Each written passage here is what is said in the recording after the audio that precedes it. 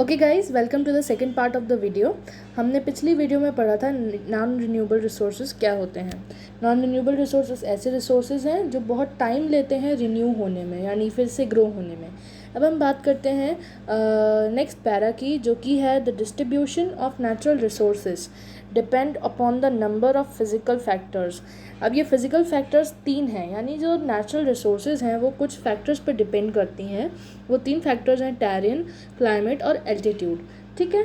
अब कुछ रिसोर्सेज जो हैं अनइक्वली डिस्ट्रीब्यूटेड हैं। इसके पीछे रीज़न क्या है?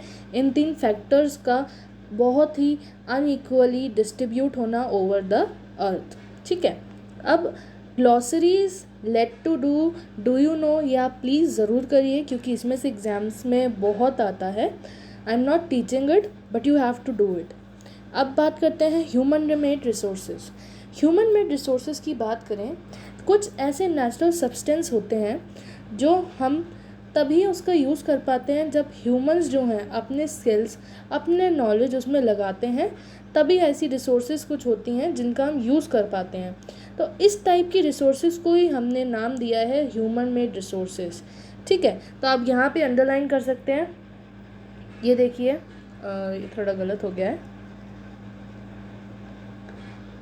ये so people like us use natural resources to make human made resources. यानी जब हम नेचुरल रिसोर्सेज का यूज़ करके अपने लिए रिसोर्सेज बनाते हैं, उसे हम ह्यूमन मेड रिसोर्सेज बोलते हैं। फॉर एग्ज़ाम्पल, हम बिल्डिंग्स बनाते हैं और क्या कहते हैं,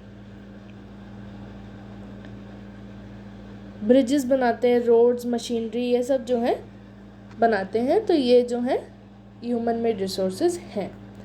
अब ह्यूमन रिसोर्सेज क्या है? People can make the best use of natural resources to create more resources when they have knowledge, skills and the technology to do so. That is why human beings are called special resources. People are human resources. Human resources क्या है?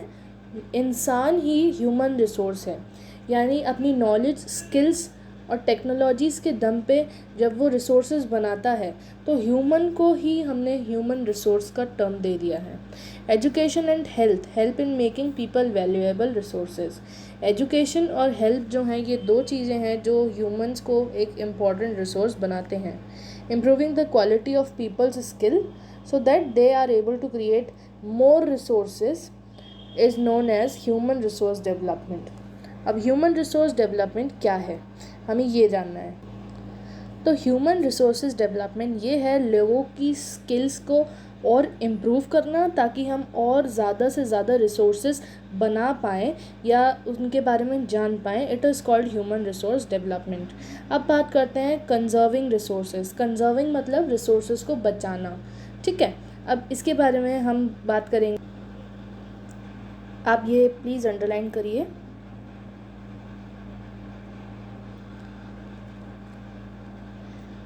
If we are not careful, then even renewable resources can be very scarce and the non-renewable one can definitely get exhausted. अब अगर हम किसी भी resource का अच्छे से यूज़ नहीं करते हैं तो इवन रिन्यूएबल रिसोर्सेज जो हमें मिल सकती हैं बार बार, अनलिमिटेड है, वो भी एक टाइम पे ख़त्म हो जाएंगी। तो कंजर्वेशन ऑफ रिसोर्सेज यानी आप अपनी रिसोर्सेज को कंजर्व करिए, बचाइए उसे अनलिमिटेड, बिना किसी फियर के और केयरलेस में उसको प्लीज़ उसे ख़राब ना करें या उसको पूरी तरीके से डिस्ट्रॉय ना करें। तो कंजर्वेशन जो है बहुत इम्पॉर्टेंट है। Using resources carefully and giving them time to get renewed is called resources conservation. अब रिसोर्सेज कंजर्वेशन क्या है? रिसोर्सेज को अच्छी तरीके से यूज़ करना और फिर उसको टाइम देना रिन्यू होने के लिए, उसे हम बोलते हैं resources conservation. Balancing the need to use resources and also conserve them for the future generation is sustainable development. Sustainable development क्या है? हम रिसोर्सेज को अच्छे से यूटिलाइज़ करें ताकि हमारी जो नीड्स हैं वो भी फुलफ़िल होएं और आने वाली जो जनरेशन है उनके लिए भी हम स्टॉक जो है बचा के रखें, यानी आने वाली जनरेशन्स जो हैं उनको कोई स्केर्सिटी फेस ना करनी पड़े इन रिसोर्सेज की। इस तरीके से रिसोर्सेज का यूज़ करना is called sustainable development. There are many ways of conserving resources. Each person can contribute by reducing consumption, recycling and reusing things. अब resources को बचाने के 3 मेथड्स इन्होंने इधर ही बता दिए हैं। अगर हर इंडिविजुअल करे तो रिसोर्स बच सकती हैं। वो 3 मेथड्स हैं recycling, consumption and reusing things. ठीक है,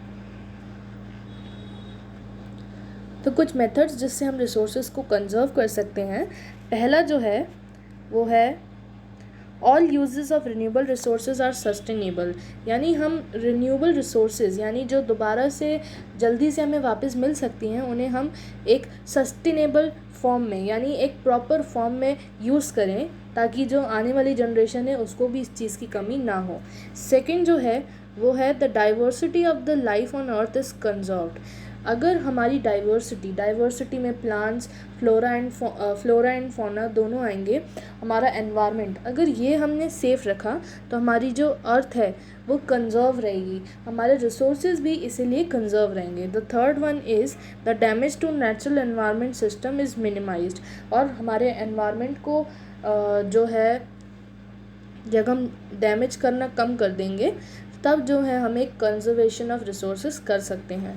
principles of sustainable development is very important, so I request you all to please read it very nicely, and we are going to meet in the next video with the next chapter of geography class 8. Thank you, be safe, and all the best for your exams. Thank you.